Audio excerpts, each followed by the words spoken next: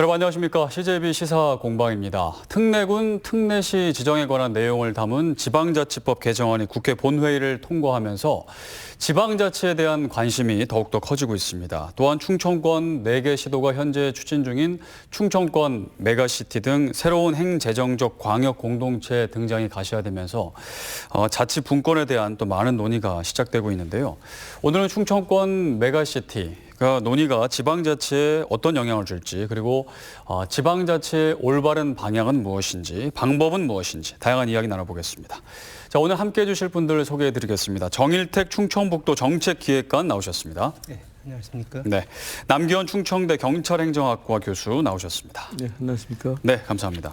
자, 오늘은 두 분과 함께 지방자치에 대한 얘기를 또 나누면서 현재 충청권의 화두인 메가시티가 또 지방자치와는 또 어떻게 연결이 되는지, 도움을 줄지 아니면 또 어떤 효과가 있는지 여러 이야기를 좀 나눠보겠습니다.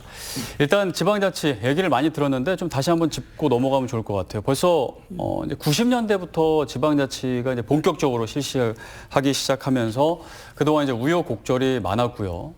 지방자치는 사실 완성이라고 얘기하기보다는 계속해서 이제 완성해 나가는 그런 과정 중에 현재 있는 상황입니다. 처음에 이제 지방자치가 어떻게 시작하게 됐는지부터 좀 그 배경을 짚고 넘어가면 좋을 것 같습니다. 네. 네. 이제 우리나라가 이제 1945년에 해방이 돼서 48년에 이제 헌법이 만들어지고요. 그 헌법의 기초에서 49년에 이제 지방자치법이 만들어졌는데 바로 실시를 하지 못하고 52년에 지방자치가 실시가 됐어요. 네. 이것은 그 이승만 대통령이 48년에 국회에서 간접선거에서 대통령이 됐는데 4년 차가 되고 보니까 이 간접선거로는 대통령이 될 수 없는 구조다 보니까 지방자치를 실시해서 지방의회를 구성해서 그것을 정당 구조화해가지고 재선을 노리는 대통령 직선제로 전환하는 그런 의미에서 이제 지방자치가 실시되다 보니까 우리나라의 지방자치는 이 첫 단추부터 좀 잘못 껴져 있다. 정치적 이해관계에 의해서 이게 실시됐다 말았다는 그런 결과를 가져왔다라고 볼 수가 있고요. 네. 그래서 이제 박정희가 또 그 군사 쿠데타를 일으키니까 이제 지방자치 실시 안 하겠다. 또 유신헌법을 만들어서 조국의 통일일 때까지 지방자치 실시 안 한다고 헌법 부칙에다 만들어서 지방자치를 또 18년 동안 못했죠. 네. 그리고 이제 전두환 대통령이 이제 군사 쿠데타로 또 이제 정권을 잡고서 또 헌법 부칙에다가 재정 자립도 논리를 적용해서 지방 정부의 재정 자립도가 허용되는 지역부터 순차적으로 실시한다라고 하니까 재정 자립도라는 것이 중앙 정부에서 돈 많이 지원해 주면 재정 자립도가 뚝 떨어지는 거거든요. 네. 그러니까 인위적으로 실수할 수가 없는 구조를 만들었다가 결국 이제 86년에 국민 대항쟁, 60 항쟁 운동이 일어나서 결국은 이제 전두환 정부의 퇴진 만료와 이제 헌법 개정안 6.29 선언이 만들어졌죠. 6.29 선언에서 제1이 대통령 직선제, 또 제2가 지방자치의 전면적 실시, 네. 이런 과정을 거쳐와가지고 어쨌든 이야기가 길어집니다만은 그래서 이제 노태우 대통령이 지방자치 88년에 이제 지방자치법이 이제 만들어지고 바로 실시를 해야 되는데 이제 야당에서는 그건 수십 년 동안 민주화 운동을 해가지고 정권을 쟁탈할 걸로 봤는데 또 군사 정권한테 이제 물려주게 됐어요. 네. 그러다 보니까 이제는 국회 의석이라도 야당이 과반수를 확보하지 않으면은 그간의 어떤 그 여러 가지 민주투사의 어떤 그 일들이 그냥 사멸화되겠다 싶어서 지방자치 부담도 국회의원 소선거구제를 제안을 했던 겁니다. 네.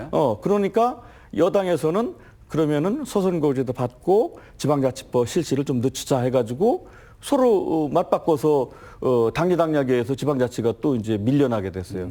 또 우여곡절 끝에 91년 3월에 기초지방의회와 이제 그 광역의회가 이제 만들어져서 91년에 이제 거의 30년 만에 이제 재개가 돼서 결국 이제 반쪽에 자치단체장은 중앙정부에서 임명을 하고 지방의원만 주민이 뽑는 이런 구조를 가져오다가 95년도에 그 김영삼 정부 때 이제 전면적인 자치단체장도 뽑고 지방의회 의원도 뽑아서 그야말로 완전한 민선자치 시대를 이제 만들게 됐죠. 그러다가 이제 김대중 정부 들어서고 노무현 정부 들어서면서 그야말로 지방자치의 꽃이라고 하는 주민 직접 참여제라든가 네. 주민감사 청구제라든가 주민투표제라든가 소환제 이런 여러 가지 어떤 그 기본적인 지방자치의 골격들 또 이제 지방 분권의 얘기가 이제 여기서 나오고요. 그래서 지방자치의 실질적 의미를 찾는 것은 역시 노무현 정부의 5년이다라고 볼 수 있고 그 이후에 뭐 여러 가지 다시 이제 그 신행정 수도를 다시 무마시키고 행정 복합 도시를 무마시키려고 이명박 정부, 박근혜 정부 노력했고 그런 과정 속에서 이제 지방자치가 거의 이제 30여 년의 지방의원 뽐이 이제 탔는데 제일 중요한 것은 지방자치가 가지는 가장 큰 가치는 민주주의 훈련의 도장이다. 이것은 지방 정치인을 양성해서 나라 발전을 시킬 수 있고 또 하나는 지역 주민들의 어떤 정치 역량을 극대화시켜서 주민이 직접 정치 과정에 참여를 해가지고 주민 만족, 주권재민의 어떤 그 역할을 주민에 의해서 할 수 있는 그런 체제가 지방자치 체제다라고 얘기를 할 수가 있겠습니다. 짧은 시간 안에 또 지방자치의 역사에 대해서 이렇게 다 그렇습니다. 짚어주셨는데요. 지금도 이제 계속 현재 진행형이고 네. 며칠 전에 또 지방자치법 개정안이 또 통과되기도 해서 또 조금 지방자치가 진일보했다라는 또 평가를 받고 있습니다. 그렇습니다. 그때 내용이 어떻게 되나요? 최근에 이제 그 지방자치법 전부 개정안이 또 개정이 됐잖아요. 네네. 네, 그 내용이 좀 어떤 그 취지로 돼 있나요? 네. 그 12월 9일 날 네. 그 지방자치법이 이제 통과가 됐습니다. 그래서 이제 지방에 그동안에 이제 중앙의 권한에 이제 집중돼 있던 거를 조금 더 지방으로 많이 이양하겠다는 그런 내용과 함께 그 지방의 그 재정 지원이라든지 그런 것 제도까지도 이제 그 같이 맞춰가지고 네. 그렇게 이제 그 추진하겠다는 그런 내용이 되겠습니다. 네, 그렇군요. 그러니까 지방자치라는 말은 이제 우리가 정말 해야 된다, 필요하다, 정말 좋다, 해야 되는 것 이렇게 생각하고 있는데 하게 되면은 정말 실질적으로 어떤 긍정적인 효과가 있는 건가요? 이제 제일 중요한 것은 네. 이제 과거에는 쉽게 얘기해서 네. 충청북 도지사가 그 재임하는 기간이 길어야 1년 반, 1년이었거든요. 네. 그런 과정 속에서 단양, 제천, 옥천, 영동을 그 기간 내에 사실 몇 번 방문하지 않습니다. 왜냐하면은 단양 군민이나 영동 군민이 도지사를 뽑는 게 아니기 때문에. 그래서 내려온 도지사는 오로지 중앙정부가 무엇을 시키는가 그 정책 싸움에 몰두해가지고 그 사업을 여하의 주민들에게 전파시키고 여론 그 유도해가지고 올려주는 역할이 이제 그 과거의 자치단체장 역할이었다면은 네. 지금 우리 충청북도 이시중 지사께서는 단양, 제천, 영동을 하루에 뭐 어떤 때는 두세 번씩 왔다 갔다 하시지 않습니까? 네. 그게 결국은 뭐냐면은 이제 옛날에는 청주 시민만 충청북 도민인데 지금은 단양 군민이나 그 영동 군민이 똑같이 충청북 도민의 한 표다 이거죠. 그래서 모든 도민의 어떤 의사를 정책 과정에 담아서 도의 정책 발전을 추구하는 역할을 하게 하는 것. 그러니까 이제 특정인에 의한 또 스스로의 임명권자의 어떤 그 자리 지키기 이런 것이 아니라 진정의 우리 지역 주민이 무엇을 원하고 원하는 것을 정책 과정에 어떻게 반영을 하고 이 반영한 것을 집행을 해서 효과를 얻게 해야 차기에 또 재선이 되는 거죠. 네. 이제 이런 구조를 가져오기 때문에 실질적으로 아까 좀 전에도 말씀드렸습니다마는 지방자치의 핵심은 주민이다. 주권은 주민에 있는 거다라는 것이죠. 그래서 이제 그런 것을 실천한다는 개념에서 지방자치가 가지는 의미가 이제 굉장히 큰데 그런 의미에서 이제 좀 더 나가면은 이제 지금까지는 우리가 제도의 문제에 있어서 중앙의 권한을 지방으로 얼마큼 이양을 하느냐 네. 이런 문제를 가지고 이제 논의를 했습니다마는 이제는 지방자치가 가지는 정치적 필요성 중에 또 하나가 뭐냐면은 네. 지역 주민의 역량 강화거든요. 사회적 자본의 확충. 네. 그래서 이제는 그런 권한과 역할을 우리에게 가져왔으니까 실제 이런 것들을 소화시킬 수 있는 지방 주민의 어떤 그 역량이 강화되고 조직화되고 이래서 보다 나은 정책 기반을 통해서 지역을 이끌어갈 수 있는 그런 과정을 학습시키는 것이 네. 바로 지방자치제도다라고 이야기를 할 수가 그러니까 있겠습니다. 권력의 지방으로의 이양의 그 다음 단계, 네. 지역의 역량을 키우는 것 단계로 나아가야 된다. 그렇습니다. 네. 그러면 현재 우리나라의 지방자치는 처음에 이제 지방자치에 대해서 이제 청사진을 그릴 때와 지금의 지방자치의 모습 좀 잘 나아가고 있다고 평가하십니까? 예를 들면 한 100점 만점에 한 몇 점 정도 줄 수 있을까요? 글쎄요, 지금 네. 상황으로 이제 시기마다 다른데요. 네. 옛날 김대중 노무현 정부 시절이라고 하면 그 시절에는 이제 학자들이 이런 방향으로 하면 정말 머지않아 그야말로 지방 분권형 국가가 되겠다라고 이제 이야기를 행정수도도 해오다가 이전하고. 네. 이전하고 또 국가의 그 공공기관을 300여 개를 지방으로 다 분산시켜서 지역의 핵심 도시로 만들게 하고 네. 이제 그런데 이제 이명박 정부 들어오면서 이제 그 수도권 규제가 풀리기 시작하고 박근혜 정부 이제 풀리기 시작하니까 이런 방향으로 하다가는 우리나라 지방자치가 이제 요원하다. 이제 이런 그 평가가 있었는데 또 이제 문재인 정부 들어서면서 사실 헌법 개정안을 통해서 이제 지방 분권형 국가화 하려고 하는 그런 그 헌법 개정안도 이제 제출을 했고 네. 또 이제 이번에 국회에서 그야말로 30여 년 만에 이제 일부 언론에서는 32년이라고 그러는데 그것은 이제 1988년에 이제 지방자치법이 개정됐기 때문에 그거라고 그러는데 우리는 보통 이제 지방의회가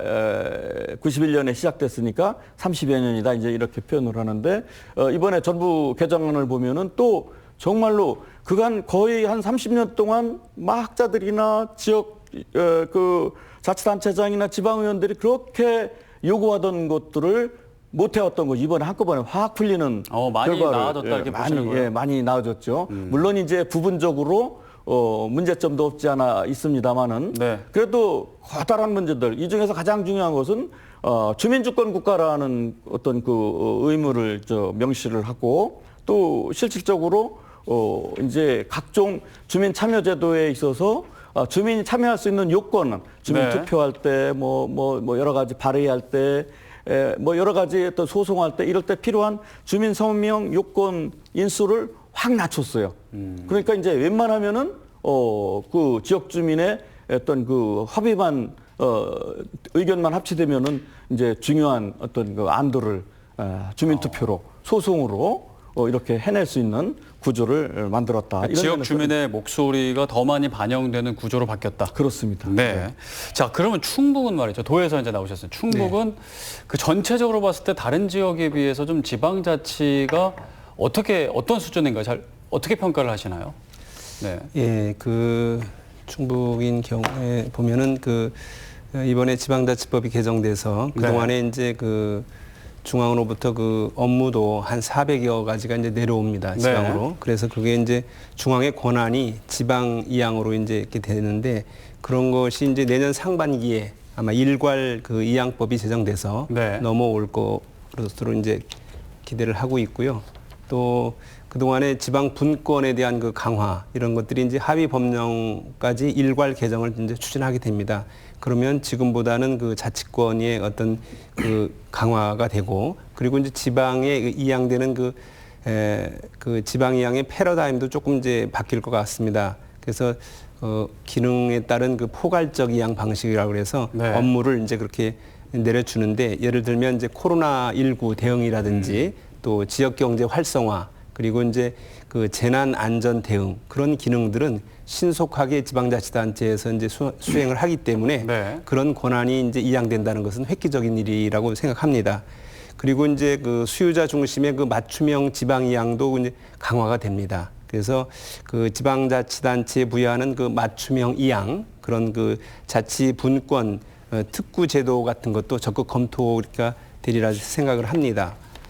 그래서 400여 개의 그 지방 일괄 이양법이 이제 제정되면 내년도 1월부터 지방 3으로 전환됩니다. 그래서 그 지방 3으로 이양되는 그 비용에 관한 것도 대략 한 1,500억 정도가 지방으로 이제 예산도 지원이 되고 또 인력도 지원이 되게 됩니다. 네. 네. 자, 이제 지방자치에 대해서 저희가 이제 좀 이제 짚어봤습니다. 이제 이게 이제 지금부터 할 얘기가 지방자치와 이제 연결이 되는지를 또 이제 저희가 한번 이야기를 통해서 확인을 해봐야 될 것 같은데요. 무슨 얘기냐면 이제 최근에 화두가 충청권 이제 앞서서 말씀드렸지만 메가시티거든요. 그러니까 충청권이면 충북, 충남, 세종, 대전 이 모여서 이제 하나로 묶어서 초광역화 단체를 만들자 이제 그런 건데요. 들어보신 분들도 있고 제 생각에는 이제 아직 생소하신 분들이 더 많을 것 같거든요. 이제 도에서 지금 이제 추진하는 건데 메가시티라는 건 이제 구체적으로 좀 어떤 개념인지 좀 설명을 좀 해주시면 좋을 것 같습니다. 예, 그 메가시티의 개념은 뭐 1,000만 이상 되는 그 도시 규모의 네. 규모를 이제 메가시티라고 부르는데요. 최근에 들어서 이제 이제 수도권이 이제 국토 발전에 이제 불균형을 이루다 보니까 그 지방에서도 뭔가 대응하려고 하는 그 지역 발전을 위해서 대응하려고 하는 그런 움직임이 있었습니다. 네. 예를 들면 부울경이라든지 대구 경북이라든지 광주 전남도 대응하고 있지만 우리 충청 지역에서도 그런 움직임이 활발하게 이루어졌습니다. 지난 11월 11일 날 민주당 현장 최고위가 이제 괴산에서 열렸습니다. 그 자리에서 이제 충청권도 광역 생활 경제권을 같이 만들어 보자는 의견이 나와서 네. 거기에서 이제 공감대가 형성이 되고 그에 따라서 이제 11월 20일 날 대전에서 국립수목원에서 이제 충청권 4개 시도지사가 모여서 충청권의 상생 발전을 위해서 공동 대처해보자 하는 합의문을 작성하는 그런 합의문을 작성하게 됐습니다. 네. 그래서 충청권도 이제는 지역 발전을 통해서 광역 생활 경제권을 통해서 네. 보다 주민들이 편리하게 생활할 수 있는 그런 여건을 좀 조성해보자 하는 분위기가 무르익고 있고 또 앞으로는 이제 그에 따른 공동 연구를 통해서 대처해 나갈 그런 계획입니다. 네, 이제 그게 이제 충청권 메가시티라는 개념을 설명해 주셨는데 네. 사실 이제 처음 듣는 분들은 저도 그렇지만 4개 시도가 어차피 지금 인접해 있는데 모여서 뭐 어떻게 된다라는 건지 잘 와닿지는 않거든요. 좀 알기 쉽게 다시 한번 좀 설명해 주신다면 그리고 이거에 대해서 어떻게 좀 평가를 하고 계신지까지 네. 얘기해 주시면 좋을 것 지금 같아요. 이제 메가시티 문제가 나온 것은 이제 네. 국가의 균형 발전 전략의 하위 개념으로서 이제 용어가 등장한 것 같습니다. 네. 이제 수도권 일국 중심 행정 체제를 좀 다극 중심 행정 체제로 전환해 보자. 그러면 어떻게 묶을 거냐? 그래서 이제 3+2+3 이렇게 이제 얘기하는데 3은 그랜드 메가시티는 부울경, 네. 수도권, 그다음에 충청권을 이제 이렇게 묶고 또 행정 경제 통합권으로 봐서는 전남 광주권 네. 또 대구 경북권을 묶어서 투 존을 가고 있고 또 세계 이제 강수도라서 이제 나머지 이제 전라북도, 강원도, 제주도 이것을 이제 또 강수권 메가시티라고 사실은 형식적 의미에서 이제 명명을 한 건데 저는 아까 이제 우리 정일택 우리 정책관께서도 말씀하셨지만은 인구 1,000만 정도의 인구가 집중화된 생활권역의 도시권이다를 이제 메가시티라고 이제 명명을 하는데 우리나라 같은 경우는 이제 그런 경우 부담도 어떤 지역 권역별 어떤 경제권, 경제 생활권을 만들어서 어떤 공동체로서의 어떤 국가의 균형 발전에 축도되고 네. 또 그 지역에 지금 이제 우리나라가 거의 뭐 앞으로 30년 후에는 거의 90여 개의 기초자치단체가 소멸될 가능성이 크다라고 얘기하지 않습니까? 네. 그런 의미에서는 지역적 차원에서는 또 다른 지역의 군소 시군과의 어떤 상생의 조화를 가질 수 있는 그런 광역 경제권을 만들어 가자. 이제 그런 취지에서 이제 접근을 하게 됐다라고 이제 생각이 되는데 네. 저는 뭐 구체적으로 우리가 이제 외국에서 얘기하는 그런 메가시티 개념의 어떤 효과성 이런 것보다도 저는 이렇게 지역별로 권역별로 국가 발전의 축을 만든다는 자체는 국가 예산 배분 과정 속에서도 그렇게 나눈다는 개념이거든요. 네. 그런 의미에서는 지구보다는 훨씬 더 지역에 정부 예산이 많이 가고 또 지역에 국가의 중요한 어떤 경제 또 산업 동력들이 분산이 되지 않겠는가. 그러면은 그것을 통해 가지고 그 지역 발전에 이제 초석을 이제 이룰 수가 있다라고 네. 이제 이야기를 합니다만은 또 이것도 이제 우리가 이제 수도권 집중 발전을 하다 보니까 소외 지역이 많이 나타났잖아요. 네. 마찬가지로 지금 8개 권역으로 나눈 그런 권역의 중심에는 또 굉장히 파급 효과가 시너지 효과가 있을 것으로 보여지지만 네. 또 그 주변 지역의 작은 시군의 경우에는 자칫 또 빨대 효과로서 오히려 더 경제적인 마이너스 효과를 가져올 수도 있다. 이런 것을 이제 우려하고 걱정하는 그런 학자들도 있죠. 그러니까 기대와 우려가 교차한다. 그렇습니다. 네, 이제 우려되는 부분, 뭐 기대되는 부분은 또 차차 계속 여쭤보고요. 일단은 설명을 계속 해주셨는데 조금 충청권 메가시티에 대한 이해를 조금 더 좀 이해를 더 하기 위해서 조금 더 질문을 드리겠습니다. 그러니까 4개 시도를 이제 묶는다라고 이제 아까 말씀을 드려서 이제 그 4개 시도가 충북, 충남, 대전, 세종인데 그러면 4개 시도를 묶어서 이제 그럼 예를 들어 제가 이해하는 거는 묶어서 뭐 충청특별시 예를 들어 가칭 이렇게 해서 뭐 만들자는 건가요? 아니면 그 4개 시도는 그냥 지금처럼 유지하되 조금 그 지금보다 더 많은 부분에서 더 다양한 분야에서 협력을 더 많이 하자 요런 차원인가요? 예, 후자입니다. 그러니까 지금 나오는 얘기가 후자인가요? 예, 4개 지방자치단체 체제를 유지하면서 연합 형태로 가는 겁니다. 그러니까 네.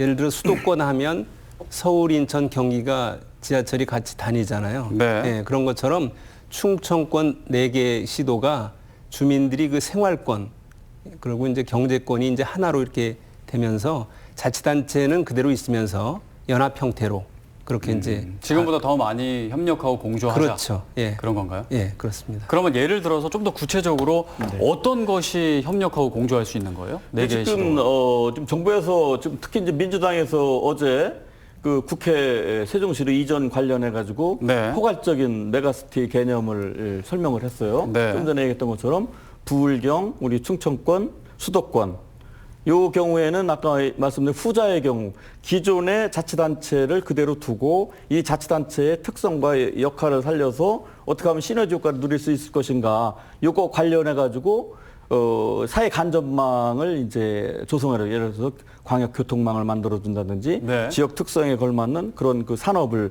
집중 지원해 준다든지 뭐 이런 역할을 이제 하게 하고 지금 그 광주 전남하고 대구 경북 같은 경우는 네. 행정구역을 이제 통합하는 겁니다. 그럼 아까 제가 말한 전자의 경우 예를 들면 합쳐서 무슨 특별시가 나오는 뭐 그렇죠. 그런 상황이 될 수 있는 거네요. 그냥 이제 경상북도 또 뭐 전라남도 기준으로 그래서 이제 이런 것은 도심 발전과 주변 지역의 소멸 예정 지역 이것을 어떻게 하면은 좀 조화를 이루어서 좀 오래 갈 수 있고 네. 같이 갈 수 있다. 같이 갈 수 있는가. 그래서 도심의 어떤 그 재정력과 농촌 지역의 어떤 그 토지 이용 뭐 이런 환경 이런 것과 이제 연계해 가지고 시너지 효과를 낼 수 있는 이런 이제 2가지 개념이고 네. 이제 전라북도하고 제주도하고 강원도 경우는 이제 어떻게 묶을 수가 없잖아요. 그러다 보니까 이제는 전라북도가 가지고 있는 상징적인 산업과 경제과 교통 또 문화 이런 것들을 교육 이런 것들을 어떻게 잘 묶어서 독자 발전할 수 있는 곳으로 가느냐 이제 그런 개념에서 예.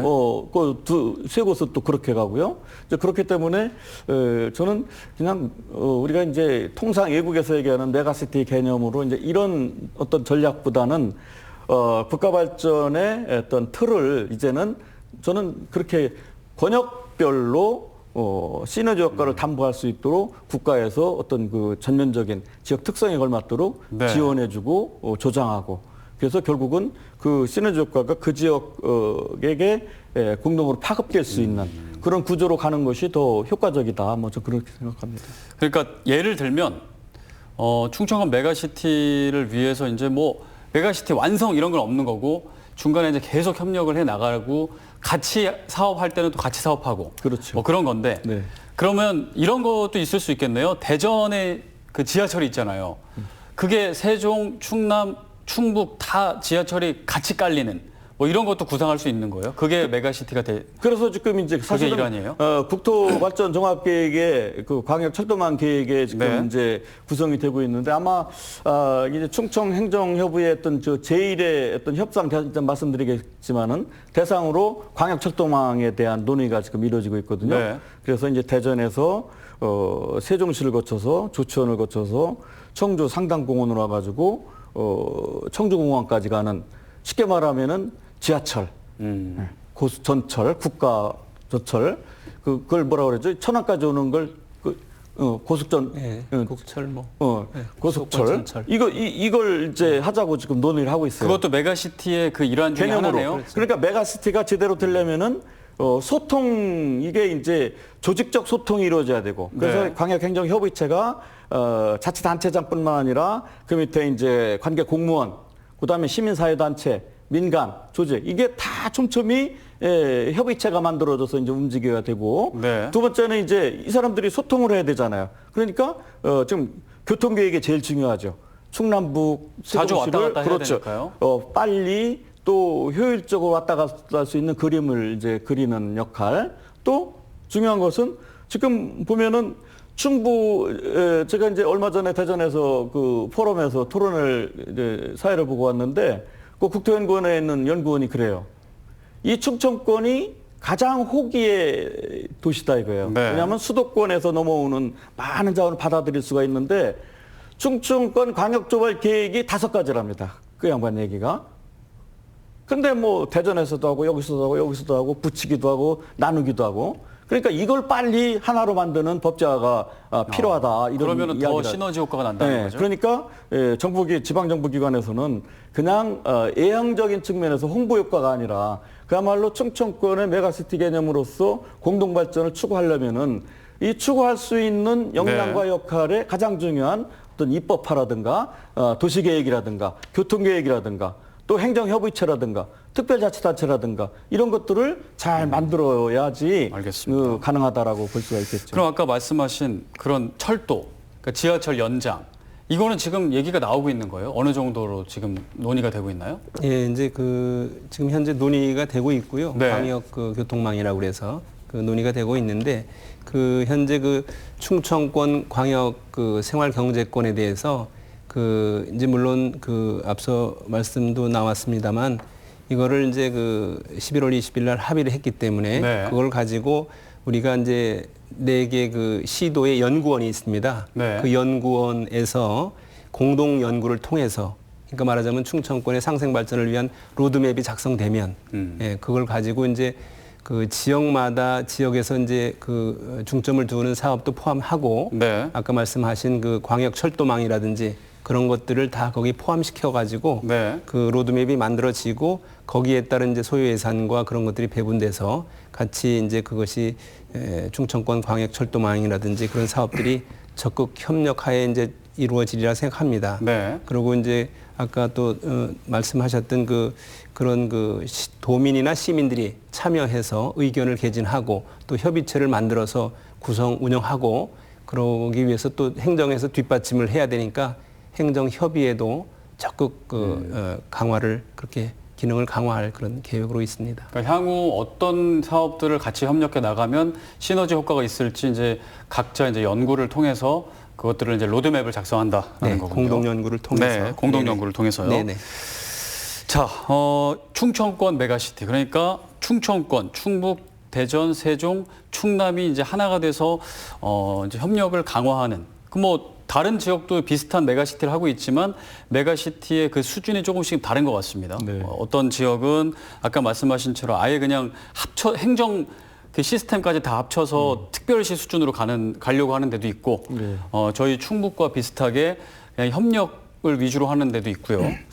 그러면 앞서서 저희가 지방자치에 대한 얘기를 드렸어요. 이제 너무 서울 수도권 중심으로 몰리다 보니까 지금 이제 문제가 발생하고 있는데 그 대안으로 지금 이 메가시티 논의가 나온 건데요. 그러니까 지방자치에 그러면 이 메가시티가 도움이 되는 건가요? 네, 이제 그렇게 볼 수가 있죠. 네. 이제 근본적인 것은 이제 지방자치법상 네.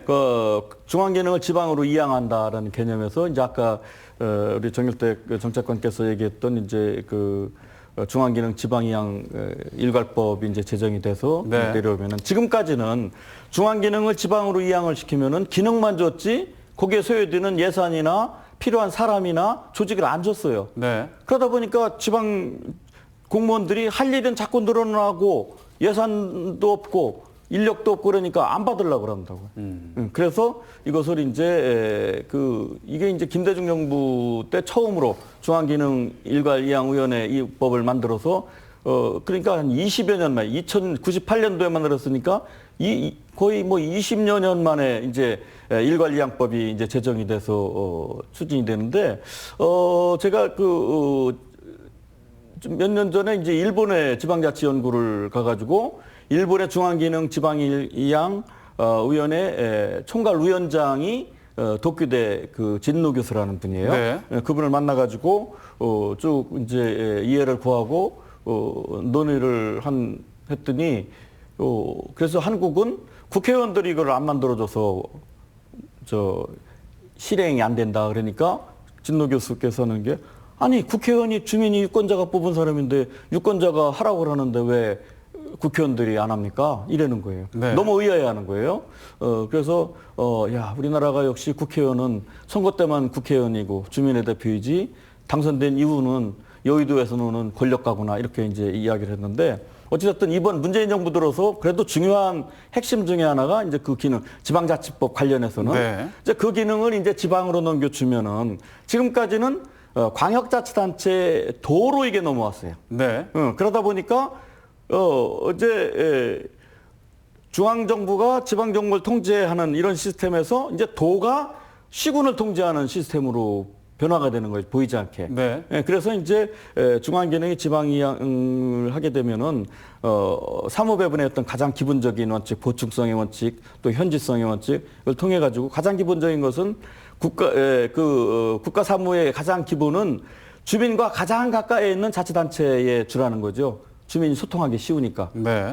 근데 우리나라는 이제 광역자치단체에서 이제 움켜쥐고 있죠. 그래서 이제 이것을 기초자치단체로 어떻게 재배분하느냐. 또 지금 우리 지방 의원들 못한다고 많이 그 언론고 시민사회고 비판하지 않습니까? 근데 사실 관련 법을 보면은 지방의회의원이 그닥 열심히 할 수 있도록 관계법이 만들어지질 않았어요. 네. 그래서 이제 이런 기능도 지방의회한테 대폭 줘가지고 행정 통제권을 만들게 하고 그러면은 지금 의원들 저렇게 여러 전문성이 떨어지는데 그걸 그냥 내버두면 어떡합니까? 이제 그게 아니죠. 그러니까 이번에 지방자치법 개정한 것 중에서 주민투표라든가 소송제라든가 이런 것들이 이제는 주민이 직접 참여를 해가지고 네. 그것에 대한 그 통제라는 시스템으로 이제 바꾼 거죠. 주권의 최종 권자는 이제 주민에게 있고 지방의원과 지방자치단체장은 주민의 위임한 권력을 이제 가지고 지방정부를 이제 이끌어가는 이런 구조를 갖는 것이 지방자치의 가장 기본적인 핵심인데 네. 지금 이제 아까도 말씀드렸던 것처럼 메가시티 개념은 권역별 개념은 지방자치법의 기능의 일괄과는 조금 별개로 지방분권 국가가 전국이 잘 살아야 되는데 네. 수도권 중심에서 경제권이 집중되고 있다. 네. 또 발전의 중심이 되고 있다. 이것을 어떻게 풀 거냐? 이제 이것을 통해서 행정 수도를 이제 세종에다 완성을 시키고, 그래 이제 국회가 세종으로 오고, 그다음에 이제 나머지 정부 국가의 공공기관들이 그간 또 만들어진 것이 한 200여 개가 된답니다. 그리고 거기 플러스 거기서 출자기관이 한 200여 개가 되면 400, 500개가 있다는 거죠. 중앙기능에. 그럼 이것들 지방으로 보내고 그러면서 그럼 어떻게 할 거냐? 그러면은 부울경 이쪽에 하나 묻고 전남 광주 묻고 경상권 묻고 충청권 묻고 나머지 또 해가지고 요 지역의 특성과 역할에 걸맞도록 그런 기능들을 집중화주고 지역 특성에 맞는 국가 산업 전략을 거기에 집중 지원해 줌으로써 네. 지역 간 발전을 이렇게 경쟁하고 유도하자 이런 개념에서 이제 메가시티의 어떤 그 이야기가 이제 나온 거라고 봤을 때 큰 네. 틀에서는 어떤 중앙에 있는 권한을 지방으로 분권한다는 개념에서는 지방자치 실시 과정 속에서 훨씬 더 유익한 거다. 도움이 된다. 그러면, 제대로 된 예, 지방자치가 되는데 도움이 된다라고 보시는 거예요? 네. 네. 거기에 어떻게, 제가, 네. 제가 좀 부연 설명을 하자면 그 소멸 위기의 그 자치군이 이번에 이제 특례 대상으로 포함되게 되면 네.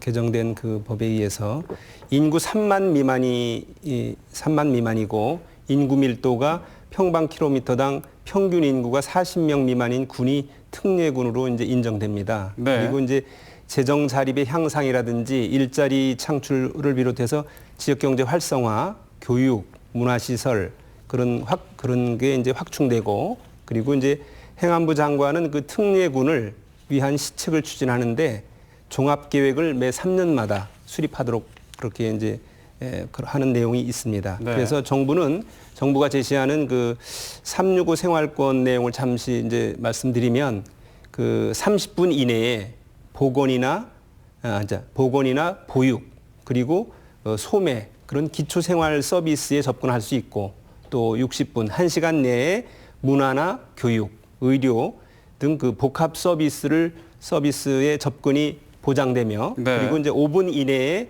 응급 상황 대응 시스템을 구축하자는 그런 내용이 포함되어 있습니다. 네. 그래서 이제 이번에 그 소멸 그 위기에 처한 시군에 대해서는 도와 시군이 그 소멸 위기 극복을 위한 그러한 발전 방안을 마련하는데 하여튼 적극 노력 그렇게 하겠습니다. 네. 그러면 지금 메가시티 얘기를 계속 하고 있어서 메가시티가 되면 지금 뭐 충북 안에서도 11개 시군 중에 뭐 7개 시군이 지금 소멸 위험 지역인데 그 분류가 그렇게 됐는데, 이런 메가시티가 지금의 상태와 메가시티가 된 상태, 그러면 그런 어떤 작은 기초자치단체들의 어떤 인구 소멸 위험을 해결하는데 어떤 게 더 도움이 되는 건가요? 메가시티 상태가 도움이 되는 건가요? 아니면 지금에 있는 상태가 도움이 되는 건가요? 아니 이제 네. 메가시티와 지방자치단체의 조직은, 메가시티는 공간 구조의 개념이고, 네네.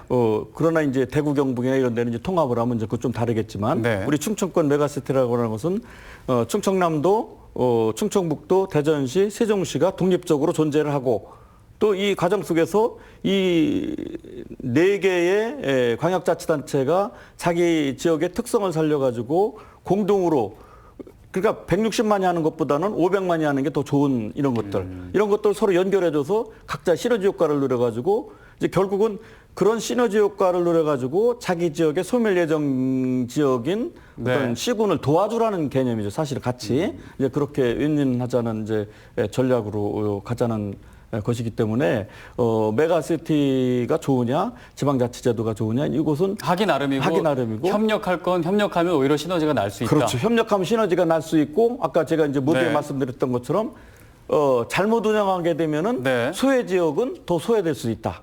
아, 그럴 수 있군요. 이제 그렇죠. 예를 들어 교통망이 빵 네. 뚫렸어요. 네. 그러면 청주 사람들이 오선 사회 보러 가는데 주말에 전철 타고서 어디로 가겠어요? 대전에 큰 백화점에서 대전으로 가고, 가까워지면은 글로 가는 세종시 게 수목원을 가고 뭐 네. 이러는 거죠. 그러려다 보면 어떻게 됩니까? 충북 도내에도 그러한 방사강 가속기라든지 오송의 의료과학단지라든지 오창의 이제 그 첨단과학단지 이런 것들, 또 우리 지역의 어떤 문화권들, 네. 이런 것들을 잘 특성을 살려가지고 사실은 500만 충남, 대전, 세종 시민이 우리 지역을 찾게 하는, 그러나 교통망은 공동으로 깔아주고, 그래서 그런 역할을 하게 되면은 그러니까 협력도 네. 협력이지만은 경쟁 사회로 가는 거다. 그러니까 하기 나름인데, 그러니까 하기 나름이면은 4개 그 시도가 그 사실은 어떻게 보면은 협력을 하지만 그 방금 말씀하신 대로 그 교통이 잘 되면 네. 더 힘이 있고 강력한 곳으로 사실 이렇게 빨려 들어가는 그런 빨대 효과도 있을 수 있잖아요. 네, 네. 그래서 이제 메가시티에 대한 여러 우려가 나오는 것 중에 하나가 그 힘의 논리 때문에 대전과 세종이 좀 중심에 서고 오히려 충북은 그냥 받쳐주고 뭔가 주변부 역할로 전락하는 것이 아닌가라는 우려가 있어요. 네. 메가시티에 관해서 장단점이 있겠지만요. 그래서 그거에 대해서는 어떻게 생각하시는지 좀 일단. 네. 네. 그 앞서 이제 말씀드렸지만 이제 그 충청권 광역 생활경제권은 네. 그 이제 연합 형태로 이제 운영이 되고, 그러고 그 동안에 이제 충청이 연합 형태로 이제 운영하면서 그 세종시 출범이라든지 국제 그 그 과학 비즈니스 벨트 유치라든지 방사광 유치 이런 거 할 때 같이 상호 협력을 했습니다. 네. 그런 것처럼 그 합의문에 따라서 우리가 이제 그 광역 생활 경제권의 그 실질적인 그리고 또 현실적인 문제들이 많지만 네. 그런 것들이 이제 연대와 협력으로 풀어나갈 수 있다고 생각을 하고요. 네. 특히 이제 우리 도에서 그런 공조를 바탕으로 기능을 분담하고 그러면서 우리 도에서는 그 충청권의 그 광역 철도망 구축 거기에 좀 그것과 그리고 신수도권의 관문으로서 청주 국제공항이 있습니다. 그리고 이제 KTX 오송역이 있고 네. 이를 활성화할 수 있는데 아주 주력할 그런 계획으로 있습니다. 네, 그러니까 충북 메가시티에서 충북이 어떻게 보면 이제 각 시도가 협력한다고는 하지만 또 이제 각자의 이해관계가 있고 또 돌아가서는 본인의 이제 시나 도에 이익이 되는 그런 일들을 찾기 마련이거든요. 그럼 충북은 같이 협력을 하지만 득실을 따지게 되고 이제 득이 되는 방향 쪽으로 이제 많이 논의가 돼야 될 텐데 전체적으로 봤을 때 메가시티를 구성하면 득이 많을까요? 실이 많을까요? 어떻게 좀 예상? 글쎄 아직 하기 나름이겠지만 구체적인 네. 역할을 그런데 이제 네. 현상학적인 측면만 놓고 본다면은 사실 세종시는 그 충청권의 광역자치단체가 아니고 대한민국의 수도입니다. 네. 수도기 때문에 여기는 무슨 자립경제니 그 자립 그 산업이니 이런 이야기를 할 필요가 없는 데거든요. 네. 여기는 이제 국가 공무원들이 정말 국가 전반에 이르는 업무를 담당하는 지역이기 때문에 여기는 국가 예산이 투여돼 가지고 움직이면 되는 거거든요. 근데 요즘 보면은 세종특별시에 모든 걸 다 갖다가 집적시키려고 합니다. 네. 저는 제가 이제 그 행정안전부가 이 지역으로 내려온다고 할 때 제가 여론을 통해서 많은 이야기를 했습니다. 그 중에 하나가 아니 행정안전부의 주요 고객은 전국의 지방 공무원들이다. 네. 그럼 지방 공무원이 가장 빨리 올 수 있는 곳으로 설치를 하면 된다. 네. 그래서 저는 오송을 얘기했어요. 네. 왜냐하면 KTX 오송역이 호남, 경상 다 오고 또 경부선, 중부선 또 제2의 민자고속도로가 다 여기에 서니까 네. 그래서 또 지금 세종 시에 아파트를 너무 많이 지어놔가지고 정부청사 질 데가 공간이 좀 부족하고 네. 그러다 보니까 오송 같은 데 전우면은 이게 세종과 오송간 20분 차이밖에 안 되거든요. 네. 예, 그런 과정 속에서 이런 좀 더 중부권은 좀 더 넓은 차원에서의 어떤 그 국가 입지를 통해서 공동 발전할 수 있는 전략을 가져가야 되는데 지금 중소기업벤처부가 대전에 있는데 세종으로 끌고 가려고 그러잖아요. 이러고서 무슨 또 협치를 하자고 그러고 또 그 세종시장은 틈만 나면 KTX 세종역을 만든다고 그러잖아요. 네, 네. 그러다 보니까 이번에 이제 그 광역 도시철도망 협치 과정 속에서도 세종시는 또 묵리를 부른답니다.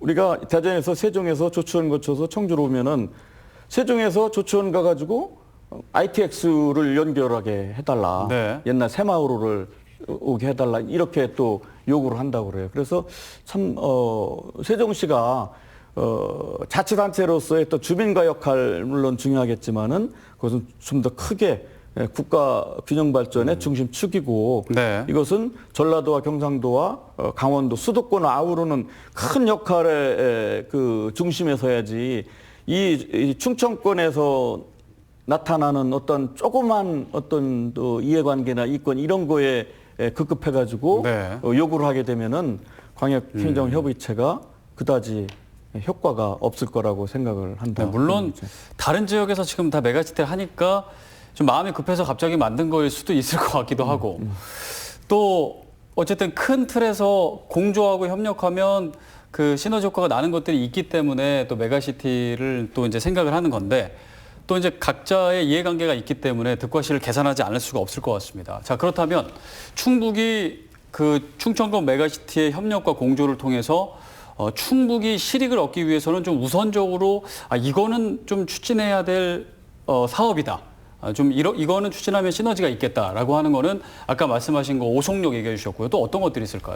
예, 청주 네. 국제공항이 아무래도 그 충청권의 이제 관문 공항이다 보니까 네. 그 청주 국제공항의 활성화 이런 것들을 더 이제 촘촘하게 그 4개 그 시도의 그 연구원을 통해서 공동 연구를 통해서 이제 그 세부 추진 전략 이런 네. 것들이 나와서 충청권이 그 서로 이제 그 상생 발전할 수 있는 그런 그 계획이 만들어질 것입니다. 네, 청주공항을 활성화하기 위해서 4개 시도가 또 이렇게 협력 공조하는 그런 시스템을 마련해야 될 것 같고 또 어떤 네. 게 있을까요? 아니 제가 이제 대전권에 가서 포럼을 이렇게 하다 보면은 대전의 학자들 얘기로는 대전, 세종, 오송, 오창, 천안 이렇게 얘기를 해요. 네. 충북하고 충남을 얘기하지 않고 이제 그런 의미에서 수도권, 도시권 중심으로 이렇게 가야 된다라고 얘기하고 오송과 오창에 대한 어떤 그 입지나 어떤 그 전략산업 유치나 방사능 가속기나 뭐 이런 걸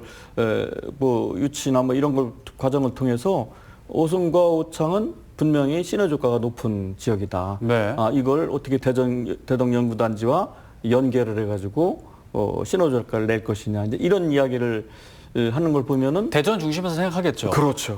대전 중심에서 이제 생각을 하는데 네. 그래서 이제 저는 지금 그 특례시 아까 좀 얘기를 했었는데 이제 저는 특례시를 해야 된다라는 입장을 얘기했었거든요. 네. 왜 그러냐면은 지금 이제 광역 그 행정망에서 협의체에서 대전, 세종, 충남, 충북 4개가 합치잖아요. 네. 송내는 어떻게 합니까? 충북하고 나머지 세도 똑같은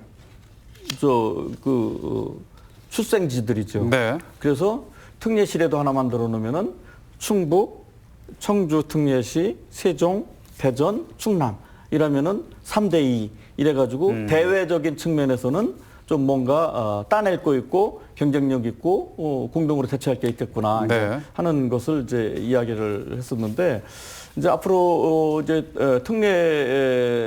특례시가 인구 100만으로만 이제 설정이 됐거든요. 네. 그러나 이제 행재정 운영은 정부 시행령에 대통령 시행령에 담도록 되어 있어요.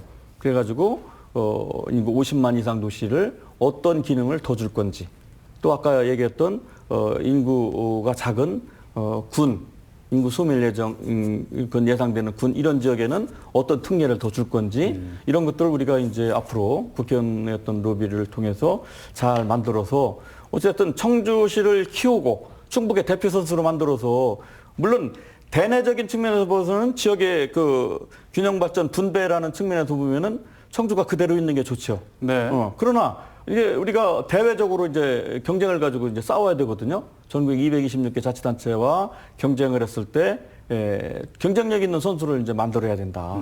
그런 개념에서는 이제 청주시를 그냥 하향 평준화 시킬 것이 아니라 네.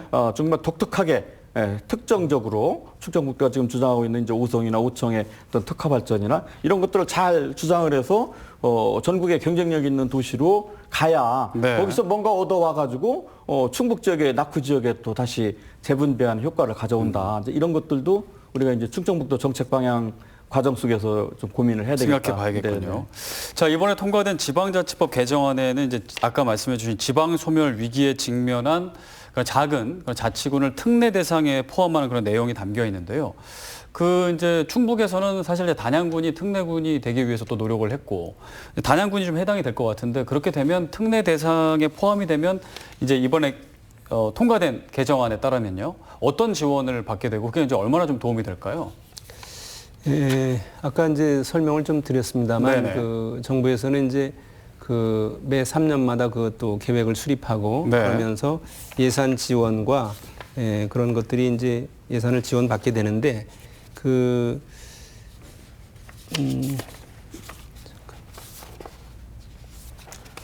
어찌됐든 네. 먼저 말씀해 주시죠.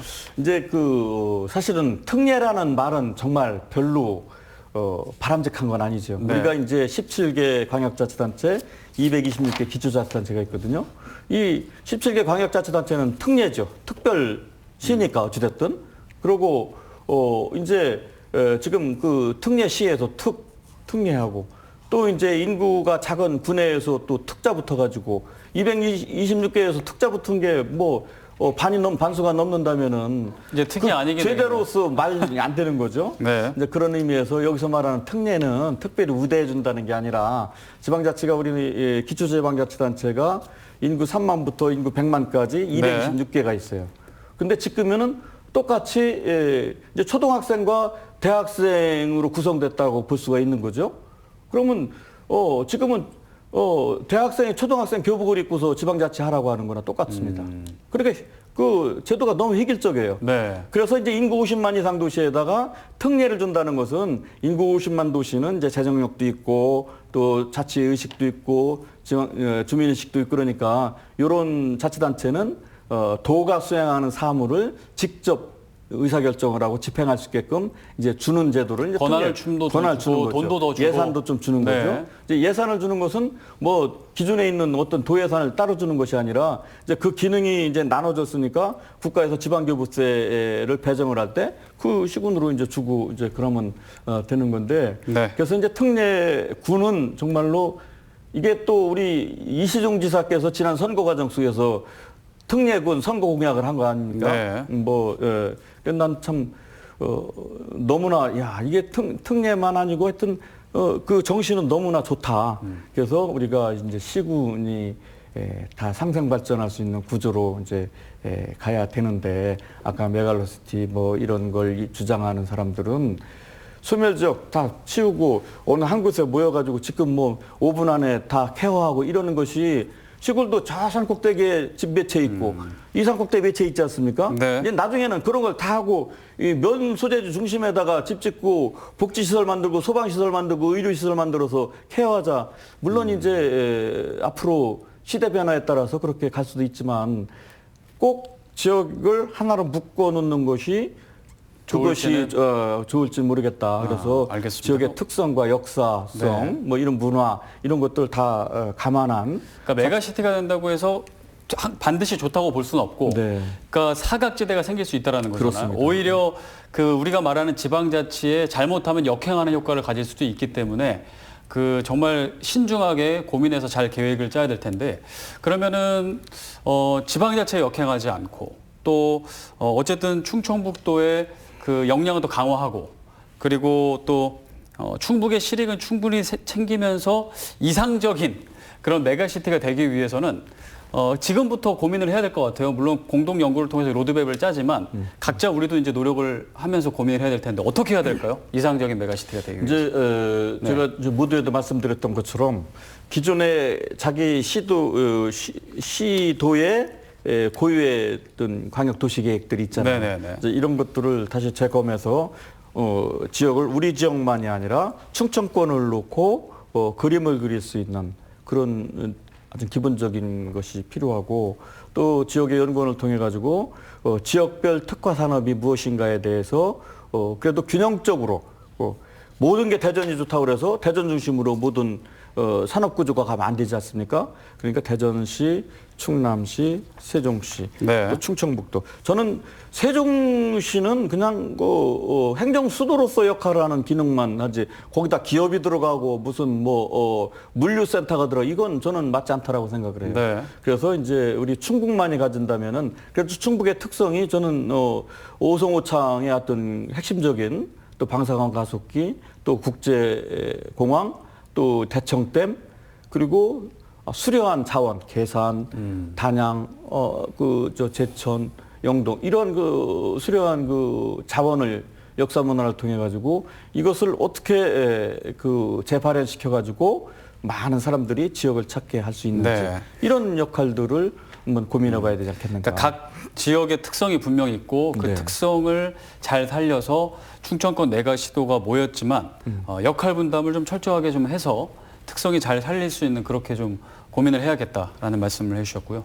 좀 아까 제가 설명드리다 좀 미처 설명 못 드린 게 있는데 네네. 그 특례군에 대한 그 어떤 인센티브 같은 거는 네. 그 재정 자립을 도와주고 그리고 이제 일자리 창출이라든지 경제 활성화 그리고 문화 시설 확충 이런 것들을 더 이제 지원할 수 있기 때문에 네. 좋은 점이고 또 이제 광역 그 생활 경제권으로 보면은 지금으로는 이제 뭐 큰 그 교통 인프라를 중심으로 이렇게 이제 생각해 볼 수 있지만 네. 전반적으로 이제 아까 이제 교수님께서 말씀하셨듯이 우리 충북이 가지고 있는 자원 네. 풍부하거든요. 자연 자원부터 또 이제 방사관 가속기가 2028년도에 완성이 되면 대덕단지하고 오송과 오창 이런 것들이 기업들이 기관들이 같이 이제 방사광 가속기를 이용하게 되면 굉장히 시너지 효과가 나타날 겁니다. 그래서 그 산업 발전도 도모할 수 있고요. 그래서 그 광역 생활 경제권이 기본적인 그 철도망 인프라도 갖추면서 도로망 인프라까지 같이 갖춘다면 네. 그 지역의 그 특성에 맞는 그런 이제 그 윈윈 상생할 수 있는 그런 그 계획이 만들어지리라 이렇게 생각합니다. 그러니까 서로 윈윈할 수 있는 그런 사업들을 많이 발굴하는 게 네. 전체 중요하겠네요. 자, 이제 마지막 질문을 드리고 이제 마무리해야 될 것 같습니다. 이제 저희가 이제 지방자치 한 차원에서 메가시티와 관련된 얘기를 좀 나눴는데 우리나라 이제 지방자치 뭐 말씀해 주셨지만 부족한 부분도 많고 아직까지도 사각지대가 많고요. 네.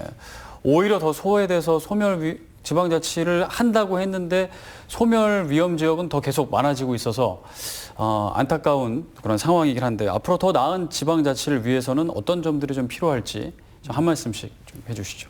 네, 가장 중요한 것은 어찌됐든 그 지방 분권이 이루어져야 되겠다. 네. 그런데 사실 지방자치제도가 실시됐으면 분권이라는 얘기를 하지 않아야 됩니다. 왜냐하면 지방자치 실시한 자체가 분권이거든요. 근데 중앙정부에서 아직도 지방자치 제도는 펼쳐놨지만 중요한 권력을 중앙에서 움켜쥐고 있으니까 지방정부가 허울이다. 그렇기 때문에 지방정부가 정말로 주민을 위해서 일할 수 있는 자치 역량을 강화할 수 있는 자치권, 또 자치재정권, 자치입법권 이런 것들을 지방정부에 과감하게 넘겨주고 네. 또 지방의회의 그런 권한을 뭐 이번에 지방자치법 통해서 이제 많이 전환이 됐습니다만은 이제 그런 과정.